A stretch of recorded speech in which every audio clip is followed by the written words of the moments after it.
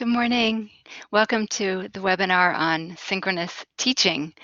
We're going to talk today about teaching live with a class session, as you've been encouraged to do by the provost. First, I want to start by thanking everyone here, the faculty, for working so hard this summer and last spring, and then continuing that hard work throughout the fall to find a way to accommodate the students' needs the best way you possibly can. We know that your goal was to teach in the format that your students wanted to the extent that you could in a healthy manner. And unfortunately, this move to fully online teaching has kind of caught us all off guard. But we knew all summer to be thinking about having synchronous meetings with our students in either a hybrid or an online format. And so we want to just kind of underscore the importance of doing that now that we have moved into the fully online format. The provost, as I said, has been strongly encouraging us to include synchronous live meetings as part of our teaching this semester, and we want to talk today about how to do that in full class sessions where possible. Synchronous instruction, we know, benefits the students by giving them the important feeling of being engaged in a community of scholars and not feeling as isolated as they otherwise might if they're out just working on their own in their own space throughout the semester. The benefit, of course, has to be balanced with the issues of distraction and fatigue, sometimes called Zoom fatigue, that can occur when we engage for hour after hour in a video conferencing platform. And so we'll talk a little bit about that today too. The question of when we should provide synchronous meetings has been posed to us frequently. You should really think about trying to hold your synchronous meetings during your class times. That's when your students have told you that they would be available by signing up for the class in the first place. So that's when you want to offer synchronous meetings if you can. We're not at all requiring, and neither is the provost, that you meet for the full time of your courses, the full 3 hours per week at the exact same times that you normally would. You'll see some examples today where the students can do some work ahead of time and then they can come and engage with you briefly or over a long period to have that sense of community with their classmates and to get to know you better as well. You could also offer additional meetings during office hours, but we know that students may or may not be available then, so we don't want to rely on those entirely. We expect at Facet that the students at Towson will benefit very significantly from the earnest faculty work that has been happening in best practices, so that you've already been great teachers. This is what Towson University faculty are known for, but that you've worked so hard over the summer to get even more skilled at handling this new environment really is going to be beneficial to the students, and we know that, and we are really grateful to you for being here today to talk with us about how we can support you as you build your cadre of synchronous approaches. I'm going to hand off now to one of our colleagues, Dominique. So go ahead and take over, Dominique. Right. Great. Thanks, Trish. So if you're new to hosting synchronous sessions, you might be wondering what platform should I use? Where should I be hosting these meetings? And one of the things that we've discussed at Facet is possibly using Blackboard Collaborate Ultra. If you're new to this, just because it's easy for the students to get in and out of it. And it also has a lot of interactive features that allow you to sort of gather a response from the students as you would in a traditional face-to-face class, right? So they can sort of raise their hands, they can give you a little bit of feedback, thumbs up, thumbs down, that sort of thing. If you're new to Blackboard Collaborate, I just wanted to point out a few things that you might want to use with your students during a synchronous session. So as you see here in the image, if you were to click on the little icon at the bottom of the screen that you're looking at with the sort of person icon on it, or it's your profile picture, if you click that, there's a suite of options for students to give you feedback, and they range, right? So you can indicate that you're happy, you can indicate that you're sad, faster, slower. Also, quick polling, agree or disagree, is something that really works. And then also, if a student has to, let's say, take a bathroom break, get some water, they can indicate that they're away. Okay, and so these are all things that you can use to sort of pull the students in to, help them be engaged not only with you, but with their classmates as well. Other features that are available, of course, the microphone, what I'm using right now, as well as the webcam, and then we can also sort of raise our hands, and then we can lower them as well. So those are some really good features that you and the students can use. It's built in. Okay. Other options that we have available include the chat. Okay. So for some people, maybe there's a time in which they want to ask a question, but maybe someone's speaking. They can pop that into the chat on the right side of the window. They can see who else is in the session with them, their classmates, but they can also change their notification settings as well. So sometimes we might have pop-ups or sounds that are happening as we are in the live session, and so maybe you want to alert students to the settings button if they just want to turn those notifications off so that they can really focus in on the content being delivered. So those are some of the options for interactions available in Blackboard Collaborate, and I'm going to turn it over to Carla. Good morning. I know Trish mentioned a couple of these benefits, but I want to talk just a little bit more about the benefits of doing this synchronous kind of teaching. So first of all, engagement. Students can connect with you real time when you're teaching synchronously, and they can also engage with one another. Depending on the kinds of activities that you give them, they can talk with one another and engage that way. There's a number of different tools. As Dominique just mentioned, there's chat. They can talk using their microphones if they have them. They can see one another if they're showing their camera screens. They can see one another. There are other platforms other than Collaborate if you choose to use something different. There's Zoom, and there's also WebEx that can do some of the same sorts of things in terms of engagement and collaboration. Students can also get an increase in interactivity when using synchronous teaching. So you can ask questions, polls, as Dominique mentioned, or there are virtual whiteboards in both Zoom and Collaborate that students can show their answers on or solve a problem on, so they can get more interactive with the things that you're teaching. Immediate feedback. This is one of my favorite things. Immediate feedback is better for learning. So teaching synchronously, you can question, you can pose a challenge, and you can get immediate feedback from them. So some of the little options that Dominique was pointing out in terms of, do you understand this? You can say yes, you can say no, just with the little hand raise or the actual symbol for saying yes or no.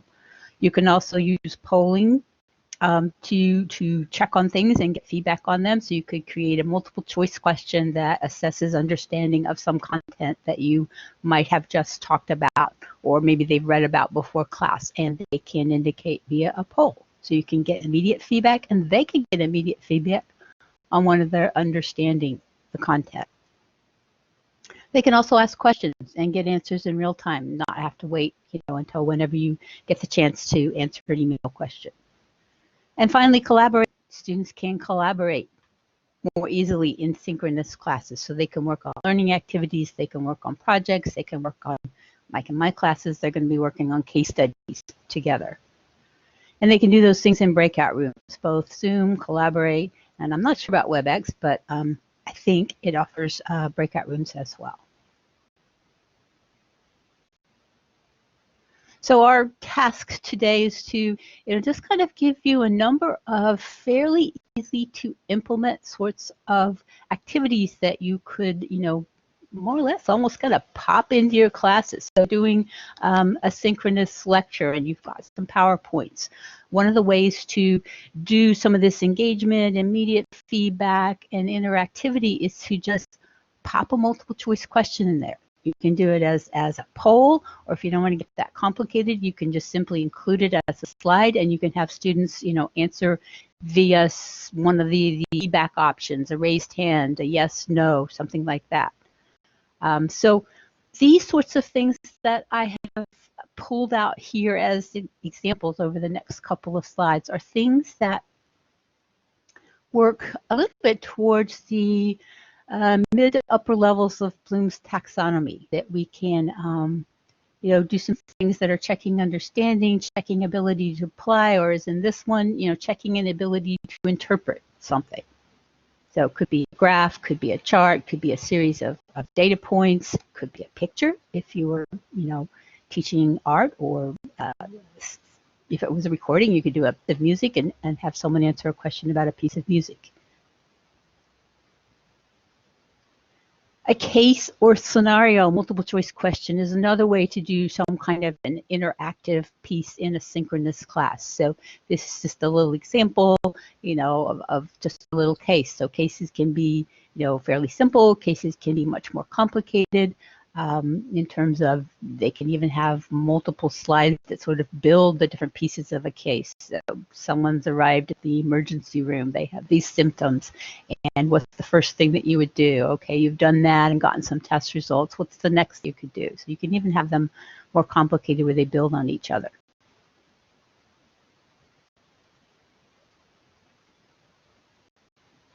This is also one of my favorite ways of making multiple choice questions that are towards the upper levels of this Bloom's taxonomy. So lower levels are things that check their ability to remember or understand. That's where the interpretation one kind of fell in. Upper level ones would be moving on into the more sophisticated pieces of this taxonomy. So one of the ones that you can do is to simply take the verbs that kind of fit with each of these different levels. And I kind of picked a series that go from lower to upper levels of Bloom's taxonomy. So define, summarize, applies, kind of moving up, and then we kind of go all the way up to the top with problem solving, synthesizing information, or justifying decisions. So what you do with this bury the verb multiple choice question is that you take one of those verbs and you turn it into a noun.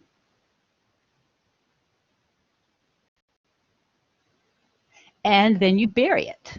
And so you put it in a sentence. So the sentences that you might put it in would be, say, which is the best definition for this concept we just taught? Which is the best interpretation or the most accurate interpretation? And then you give them some choices to choose from.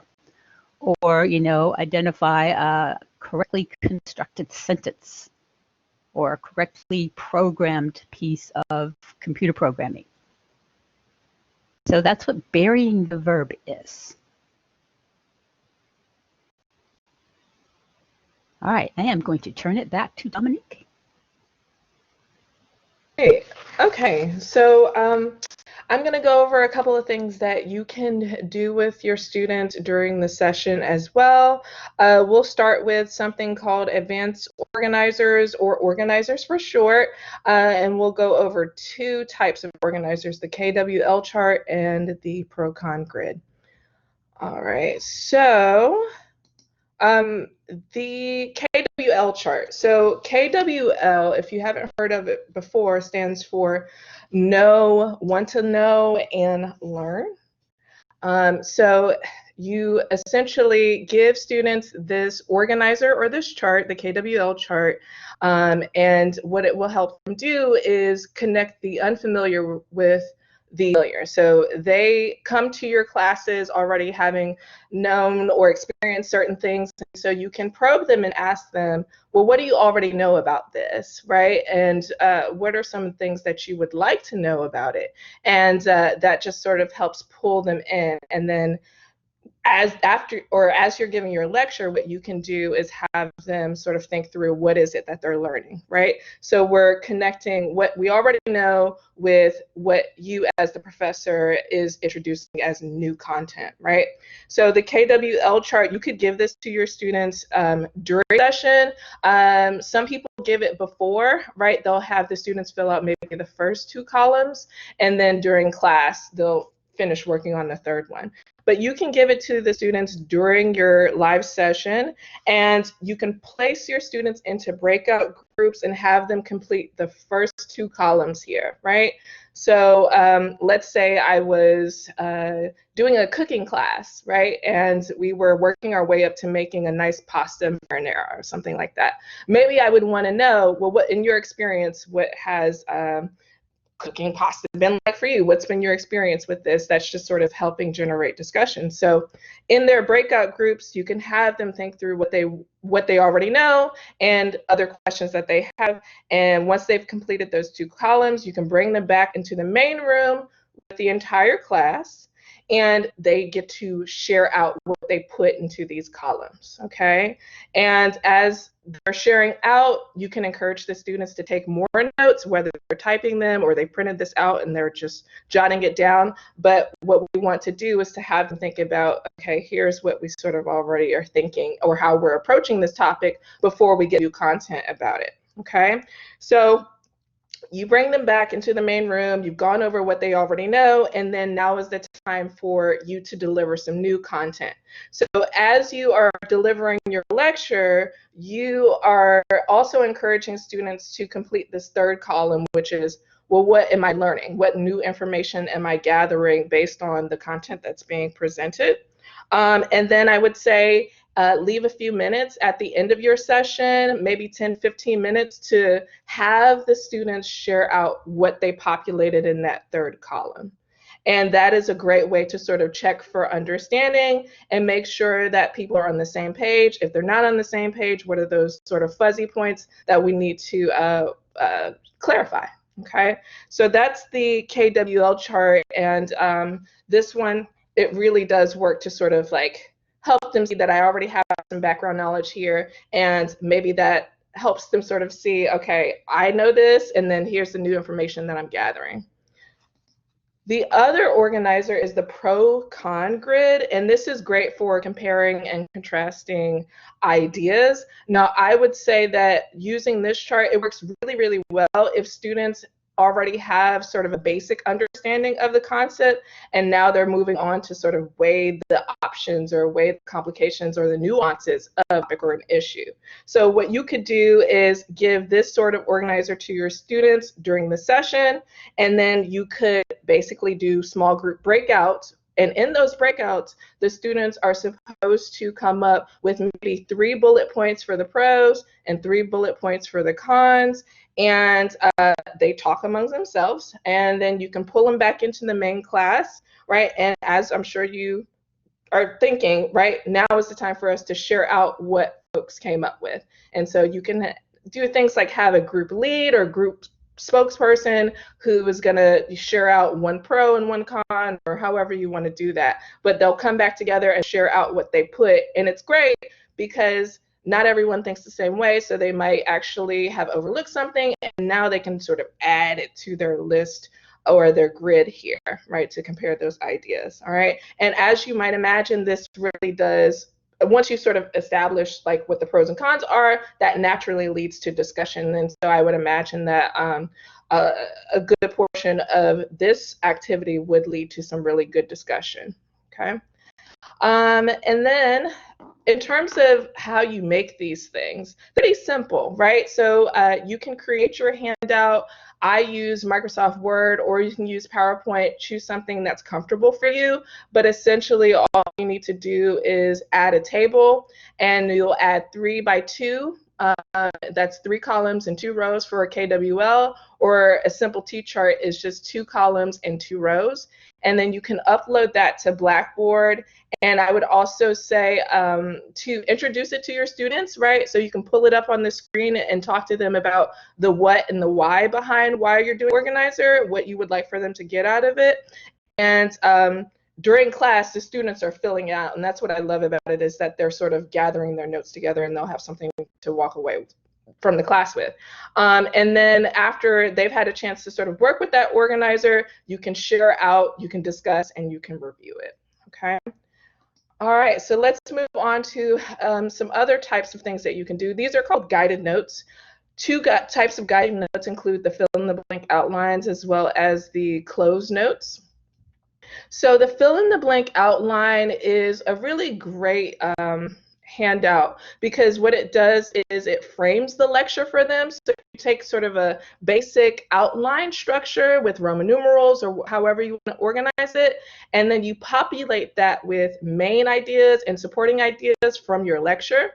But what you're going to do is take out certain essential words or really important concepts that you want the students to really digest and memorize. And so as you see here, this is an example of the blank outline. And I think for a lot of the freshmen and sophomore, this will help them sort of think in terms of organization, what information is being delivered to them. It organizes it for them almost. Okay, and then we have this closed notes activity, which I love.